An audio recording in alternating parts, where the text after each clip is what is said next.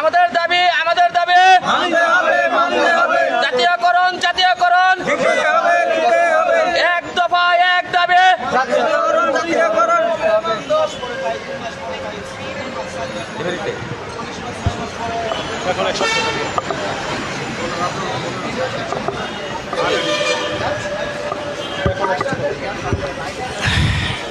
ধন্যবাদ সাংবাদিক মহলকে, যারা প্রতিদিনই বাংলাদেশের সবচেয়ে হতদরিদ্র মানুষ, অবহেলিত মানুষ, 87,000 গ্রাম বাংলায় কর্মরত গ্রাম পুলিশ বাহিনীর সদস্য, তাদের দুঃখ দুর্দশা বেদনার কথা আপনারা তুলে ধরেন। আপনাদেরকে অসংখ্য ধন্যবাদ। আপনাদের অসংখ্য ধন্যবাদ। আপনাদেরকে অসংখ্য ধন্যবাদ। আপনারা আমাদের দুঃখ দুর্দশার কথাগুলো তুলে ধরছেন।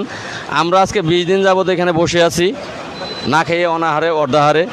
আমাদের একটাই দাবি, জাতীয়করণ। সেই কাঙ্ক্ষিত দাবিটি বাস্তবায়নের জন্য আমরা দেশে সংখ্যা আছি 47,000। প্রথম দিন আপনারা দেখেছেন 2 জন থেকে শুরু করেছিলাম, আজকে মোটামুটি বেশ কিছু সংখ্যক প্রতি জেলা থেকেই লোক এসেছে। এই দাবিটা 47,000 গ্রাম পুলিশ বাহিনীর সদস্যদের। আমরা হয়তোবা এখনও মাননীয় প্রধানমন্ত্রী আমাদের বিষয়টি আমলে নেয়নি, বা আমাদের স্থানীয় সরকার দপ্তর আমলে নেয়নি, কোনোখান থেকে এখন পর্যন্ত আমরা কোনো সাড়া পাইনি। কিন্তু এই দাবিটি যেহেতু বাংলাদেশের 47,000 গ্রাম পুলিশ বাহিনীর সদস্যদের, অল্প সংখ্যক লোক এখানে উপস্থিত আছি, তো যে কোনো সময় এখানে সারা বাংলাদেশ থেকে গ্রাম পুলিশ চলে আসতে পারে, কারণ দাবিটা প্রত্যেকের। তাদের দাবি আদায়ের জন্য তারা চলে আসতে পারে। তো যাই হোক, আমরা বর্তমানেও চাচ্ছি যে আমরা এখানে অল্প সংখ্যক লোক নিয়েই আমাদের যে প্রাণের দাবিটা, সেই দাবিটা যেন মাননীয় প্রধানমন্ত্রী দেশরত্ন জননেত্রী শেখ হাসিনা তিনি পূরণ করেন। আর যদি তা পূরণ না করেন, আমরা এখানে দীর্ঘ সময় থাকি, তাহলে সারা বাংলাদেশের লোক এখানে চলে আসলে আমরা চাই না যে রাস্তাঘাটের বিঘ্ন ঘটক, সরকারি কোনো কর্মকাণ্ডে বিঘ্ন ঘটক, বা ইউনিয়ন পরিষদে গ্রাম পুলিশ বাহিনীর সদস্যরা যারাই কর্মরত আছে, নিজ নিজ এলাকায় দায়িত্ব পালনে আছে, তাদের সেই দায়িত্ব পালন যেন কোনো বিঘ্ন না ঘটে, সরকারি কোনো কাজে যেন বিঘ্ন না ঘটে। আমরা সর্বোপরি সেই দিকে লক্ষ্য রেখেই আমাদের অবস্থান কর্মসূচি আমরা চালিয়ে যাচ্ছি। তো আমি মাননীয় প্রধানমন্ত্রীর দৃষ্টি আকর্ষণ করব যে আপনার পিতা তিনি 1000 বছরের শ্রেষ্ঠ বাঙালি। তিনি এই দেশটাকে হতদরিদ্র মেহনতি মানুষের জন্য তিনি স্বাধীনতা অর্জন করে এনেছেন। কিন্তু সেই স্বাধীনতার সুফল, স্বাধীনতার 53 বছরেও 47,000 গ্রাম পুলিশ বাহিনীর সদস্য এরা পায়নি। আপনার বর্তমান বাংলাদেশ ডিজিটাল বাংলাদেশ। কিন্তু আজকে আমি যখন বড় হয়েছি, তখন দেশটা আপনার হাতে।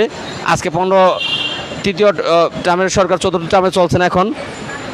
তো সেদিক থেকে এই বিগত বছরগুলোতে আপনি বর্তমানে দেশকে একটি উন্নয়নশীল দেশ হিসেবে গড়ে তুলেছেন, কিন্তু 47,000 গ্রাম পুলিশ বাহিনীর সদস্যদের জাতীয়করণ আজও পর্যন্ত হয়নি।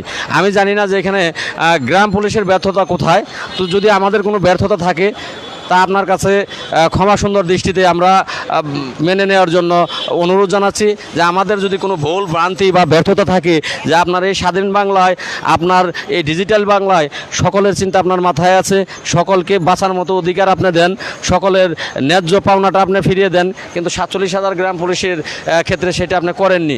কেন করেননি সেটা আল্লাহ জানে, আর আপনি ভালো জানেন। তো বাঁচার মতো একটা বেতন আমরা চাচ্ছি, যে বাঁচার মতো একটা ব্যবস্থা আপনি আমাদেরকে দিবেন। আমরা সকলেই জানে যে সরকারি কর্মচারী আমরা, স্থানীয় সরকারের, তো সরকারি পোশাক গায়ে সরকারি মর্যাদাটুকু আপনি দেবেন। আপনি তো আমার জানা মতে মাননীয় প্রধানমন্ত্রী, আপনি যার যেই অধিকার বা যার যেই মর্যাদা, সেই মর্যাদাটুকু তাকে আপনি দেন। তো সেই ক্ষেত্রে এই পোশাকের মর্যাদাটা আপনার দেওয়া উচিত। এই পোশাকের মর্যাদা দিতে গেলে আপনার অবশ্যই জাতীয়করণের আওতায় গ্রাম পুলিশকে নেওয়া উচিত। তো যদি আমাদের কর্মকাণ্ডে বা আমাদের সংগঠনের কোনো কর্মকাণ্ডে আমাদের ব্যর্থতা থেকে থাকে, সেদিক থেকে বঙ্গবন্ধু আদর্শ গ্রাম পুলিশ কেন্দ্রীয় কমিটির পক্ষ থেকে আপনার কাছে আমরা ক্ষমা চাচ্ছি। আমাদের বেঁচে থাকার দাবিটুকু আপনি মেনে নেন, আমাদের জাতীয়করণটা আপনি দেন। আপনার পায়ের তলে জায়গা, আমরা চাচ্ছি আপনার পায়ের তলে জায়গা। আমরা কিন্তু বাড়ি গাড়ি করার জন্য বড় কোনো কিছু চাচ্ছি না। আমরা আপনার সর্বনিম্ন যে স্তর 20তম গ্রেড, 19তম গ্রেড, যে গ্রেডটা সুইপার, মেথর, ক্লিনার, ওয়ার্ড বয় এদের, সেই গ্রেডটা আপনার একেবারে সর্বনিম্ন। আপনার 8 ঘন্টা তারা ডিউটি করে। সেই মানুষগুলোর, আর অথচ আমরা 24 ঘন্টা ডিউটি করে থাকি। আমরা চাচ্ছি আপনার সেই গেটটা, শুধু আপনার পায়ের নিচে জায়গা, এই জায়গাটা আমাদেরকে আপনি দেবেন, এটা আমার বিশ্বাস। তো যাই হোক, আর আমি কথা বাড়াবো না। আর আমার সাথে যেই সকল সহকর্মী আছে তারা তাদের কথাগুলো বলবে, তাদের মনের কথাগুলো বলবে। আমি এই বিশ্বাস নিয়ে এখানে বসে আছি এবং বসে থাকবো। মানবতার মা অবশ্যই অবশ্যই আমাদের এই দাবিটা মেনে নেবে। ধন্যবাদ।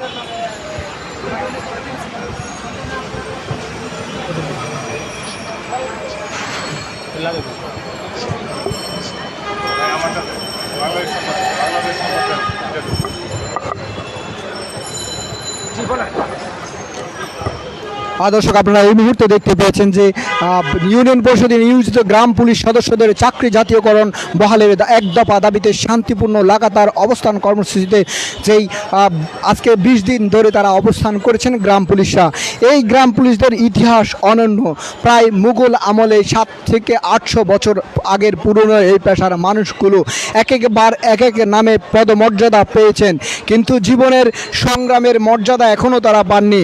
আমরা দেখতে পেয়েছি যে গ্রাম পুলিশদের যে ইতিহাস রয়েছে, মুঘল আমলে প্রহরী, অষ্টপ্রহরী, নিগাবন, পাশবন, প্রহরী, অষ্টপ্রহরী থেকে ব্রিটিশ আমলে চৌকিদার এবং বাংলাদেশ স্বাধীনতার পর গ্রাম পুলিশ পদমর্যাদা পেয়ে আজও কিন্তু সংগ্রামের সাথে লড়াই করে যাচ্ছেন। সেই সংগ্রামী লড়াইয়ের কথা আমরা শুনবো এবং আমরা তাদের কাছে জানার চেষ্টা করেছি। এখানে আজকের যেই দীর্ঘ 20 দিন ধরে বঙ্গবন্ধু আদর্শ গ্রাম পুলিশ বাহিনীর যে কেন্দ্রীয় কমিটির যে আন্দোলন চলছে, সেই আন্দোলনে তারা মাননীয় প্রধানমন্ত্রীর কাছে সাক্ষাৎ চেয়েছেন, সেই সাক্ষাৎ আদৌ পর্যন্ত তারা পায়নি। তাদের সংগ্রামের কথা আমরা শুনেছি, তাদের জীবন সংগ্রামের যেই জীবন চিত্র তারা তুলে ধরেছেন, সেই জীবন চিত্র আমরা জানার চেষ্টা করেছি। এই আন্দোলন এর বিষয়টি আমরা তুলে ধরার চেষ্টা করেছি এবং সেই বিষয়টি তারা আমাদেরকে বলেছেন। বারবার তারা একটি কথা বলার চেষ্টা করেছেন, তাদের সংগ্রামের যে জীবন কাহিনী, সেই জীবন কাহিনী তুলে ধরার চেষ্টা করেছেন। এই মুহূর্তে রয়েছেন জাতীয় প্রেস ক্লাবের সামনে ইউনিয়ন পরিষদে নিয়োজিত গ্রাম পুলিশ সদস্যরা।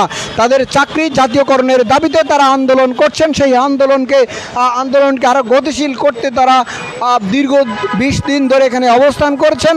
তবে এখনো পর্যন্ত তাদের আন্দোলনে কেউ সাড়া দেয়নি। স্থানীয় সরকার মন্ত্রণালয় থেকে শুরু করে সরকারি যে সংস্থাগুলো রয়েছে, যারা গ্রাম পুলিশদের জীবনমান উন্নয়নের চিন্তা করে, সেই ধরনের কোনো সংস্থা বা কোনো প্রতিষ্ঠান এখনও তাদের এই আন্দোলনে সহমত পোষণ করেনি। তবে এই আন্দোলন তারা যে করছে, এর মধ্যেই কিন্তু তারা তাদের দায়িত্ব ঠিক রেখেছে। এই গ্রাম পুলিশ সদস্যরা যে চলমান যে উপজেলা পরিষদ নির্বাচন, সেই নির্বাচনকে রেখেই কিন্তু তারা যেই উপজেলায় নির্বাচন চলছে সেখানে তারা তাদের দায়িত্ব পালন করছেন এবং সেই দায়িত্ব শেষেই কিন্তু তারা আন্দোলনে এগিয়ে আসছেন। গ্রাম পুলিশরা বলেছেন, এখানে একজন গ্রাম পুলিশ সদস্য রয়েছেন, তিনি বলেছেন ইউনিয়ন পরিষদের চেয়ারম্যান তাদেরকে আন্দোলনে আসতে বাধা দিচ্ছে। তারা তাদের এই ন্যায্য দাবি আদায়ে আন্দোলনে আসতে গেলেই ইউনিয়ন পরিষদের চেয়ারম্যান বলছে আন্দোলনে গেলে তাদের বেতন বাড়বে না। কিন্তু যেই জীবনের গল্প, সেই গল্প তারা তুলে ধরতে কেন ব্যর্থ হবেন? তারা কিন্তু সেই সব কিছু উপেক্ষা করেই তাদের আজকে চলমান আন্দোলনে এসেছেন। আমরা একটু জানতে চাই, আপনারা যে আন্দোলনে আসতে গেলে চেয়ারম্যান আপনাদেরকে বাধা দিচ্ছে, কেন দিচ্ছে? চেয়ারম্যান বলছে যে আমাদের বেতন বাড়বে না, বাড়লে না যাইব, না বাড়লে আর লাভ হবে কি, যাইবার দরকার কি? এখনকার ইউনিয়ন পরিষদে কাজ করার জন্য আমরা থাকতে হবে, এটা আর কি। যে আমাদের ইউনিয়ন পরিষদে কাজ করবো কি আমরা চলে আসলে? না, চেয়ারম্যানেরা তো জানাইব না। এরা কয় যে আমরা এখানে চাকরি করি, 6500 টাকা বেতন পাই, আমাদেরকে ওইখান থেকে চাইল্ড রেশন মেশন বিভিন্ন সুযোগ সুবিধা থেকে আমরা বঞ্চিত, আমরা এগুলোও পাইতেছি না। আমাদেরকে দিবার জন্য ফেনী নিজামাবাড়ি এমপি বলছিল যে আমরা 10 জন ক্যারাম পুলিশ আছি, আমাদেরকে মাসিক একটা 30 কেজি করে চাইল দেওয়ার জন্য, কিন্তু সেটাও দেয় নাই, চেয়ারম্যান দেয় নাই, আমরা পাই নাই এই পর্যন্ত। আমরা বেতন পাই আমগরে 6500 টাকা দেয়, আমরা আর এটা কেন নেব, এটা আর কি আমরা এই জন্য পাই না।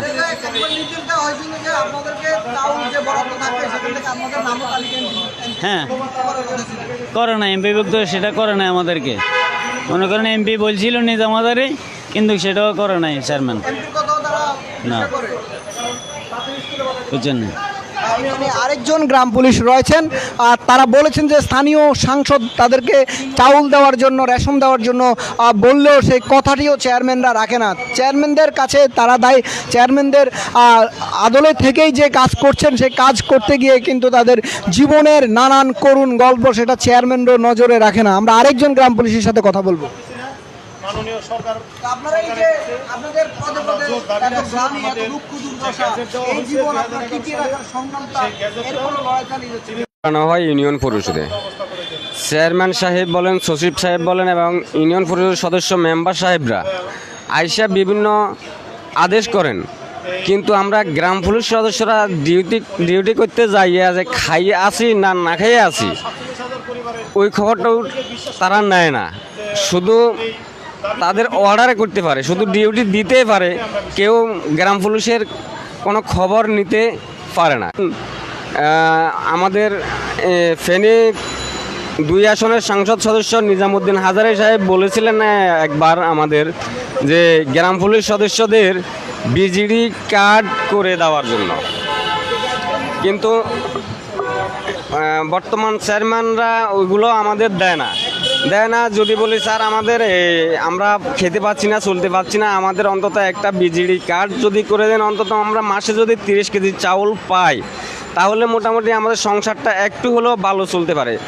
এবং চেয়ারম্যান সাহেবদের একটাই কথা, তোমরা সরকারি চাকরিজীবী, তোমরা সরকারি চাকরি করো, তোমাদের এগুলা দেওয়া হবে না, এগুলা দেওয়ার মতো কোনো নিয়ম তোমাদের সরকার দেয় নাই। সরকার এগুলা তোমাদের জন্য দেয় না, এগুলো হলো সাধারণ এলাকার জনগণের জন্য, সাধারণ মানুষের, গরিব মানুষের জন্য, এগুলা তোমাদের জন্য না। তো এগুলো আমরা এগুলো থেকে বঞ্চিত। এখন আমরা এই কারণে প্রেস ক্লাবের সামনে এসেছি। মাননীয় প্রধানমন্ত্রী মহোদয় সহ স্থানীয় সরকার মন্ত্রী মহোদয়, আমরা বর্তমান স্থানীয় সরকার মন্ত্রীর অধীনস্থ কর্মচারী, কিন্তু আমাদের এখনও বর্তমান স্থানীয় সরকার মন্ত্রণালয় থেকেও কোনো সুযোগ সুবিধা দেওয়া হচ্ছে না, ভালো বেতন দেওয়া হচ্ছে না। এবং আমরা এখানে আসছি আজ 20 দিন যাবৎ আমাদের কর্মসূচি চলতেছে। আমরা এখন বর্তমান মাননীয় প্রধানমন্ত্রী মহোদয় শরণাপন্ন হয়েছি এই প্রেস ক্লাবে। এখন বর্তমান সরকারের মাননীয় প্রধানমন্ত্রী মহোদয়ের কাছে আমাদের একটাই দাবি, গ্রাম পুলিশের বাংলাদেশ সরকারের মাননীয় প্রধানমন্ত্রী মহোদয় যেন গ্রাম পুলিশকে এক দফা দাবি জাতীয়করণ করে দেন। এই আশা নিয়ে আমরা গ্রাম পুলিশের বাহিনীর সদস্যরা আজ 20 দিন যাবৎ জাতীয় প্রেস ক্লাবের সামনে অবস্থান কর্মসূচি পালন করতেছি। পরবর্তী পদক্ষেপ আমাদের সারা বাংলাদেশ সকল গ্রাম পুলিশ যদি এই জাতীয় প্রেস ক্লাবের সামনে এসে উপস্থিত হয়, এখানে রাস্তাঘাট অবরুদ্ধ হয়ে যাবে। এখন এখানে মানুষ জায়গা দিতে পারবে না। বর্তমানে আমরা গ্রাম পুলিশকে আসতে ওইভাবে বলছি না, যে আমরা কয়েকজন অবস্থান কর্মসূচি পালন করতেছি। সারা দেশে এখন বর্তমানে কিছু কিছু জেলা 30 দিন প্রশিক্ষণ হবে, আর অন্যদিকে অনেকটা জেলায় ইউনিয়ন পরিষদ নির্বাচন বর্তমান চলতেছে। এই কারণে আমরা গ্রাম পুলিশদের বলছি যে সবাই যদি আমরা প্রেস ক্লাব যাই তাহলে আমাদের কর্মে, আমাদের ইউনিয়ন পরিষদে কাজে বিঘ্ন ঘটবে। সবাই যাওয়ার দরকার নাই, আমরা প্রত্যেক ইউনিয়ন থেকে 1 জন বা 2 জন করে আমরা এই জন্য আসতেছি, আর অন্যদের এখন আসতে নিষেধ করতেছি। যদি প্রয়োজন হয় তখন সকল গ্রাম পুলিশ এই জাতীয় প্রেস ক্লাবের সামনে এসে উপস্থিত হবেন। তখন আমরা আর বাংলাদেশ সরকার বা স্থানীয় সরকার আমাদেরকে দায়ী করতে পারবে না। জি, ধন্যবাদ।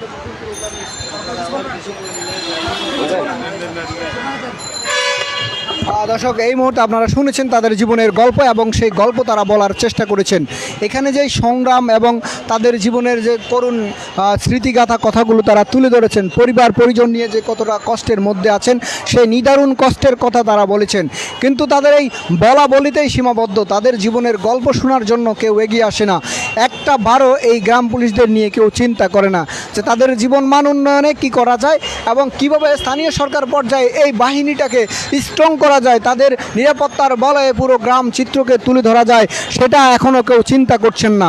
ইউনিয়ন পরিষদের মেম্বার থেকে শুরু করে চৌকি মেম্বার এবং চেয়ারম্যানদের নানা বকুনি ঝকুনি এবং অনেক সময় মারধরের শিকার হয়ে থাকেন এই গ্রাম পুলিশরা। নিরীহ, গ্রামের সবচেয়ে নিরীহ এই গ্রাম পুলিশরা, যাদের জীবনের কোনো নিরাপত্তা নেই। রাতে ডিউটি করতে হয় পুলিশের সাথে আর দিনে ডিউটি করতে হয় ইউনিয়ন পরিষদে। সব মিলিয়ে 24 ঘন্টা ডিউটি করা এই গ্রাম পুলিশরা কেমন আছেন সেই গল্পটি কেউ জানার চেষ্টা করেন না।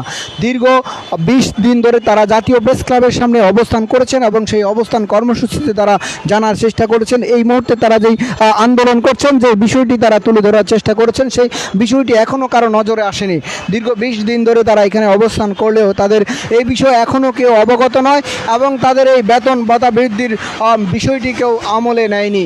দীর্ঘ সময় ধরে লড়াই করা এই গ্রাম পুলিশরা তাদের জীবনের নানান গল্প তুলে ধরেছেন, তারা আন্দোলন করছেন এবং তারা বলেছেন যে স্থানীয় পর্যায়ে যে উপজেলা পরিষদের নির্বাচন হচ্ছে, সেই নির্বাচন শেষ হলেই কিন্তু তারা জোরালোভাবে আন্দোলনের ডাক দিবেন এবং তারা কিন্তু তাদের দায়িত্ব পালন করছেন এবং দায়িত্বের কোনোভাবে যেন অবহেলা না হয় সেই দিকে খেয়াল রেখেই এই গ্রাম পুলিশরা আন্দোলন করে যাচ্ছেন।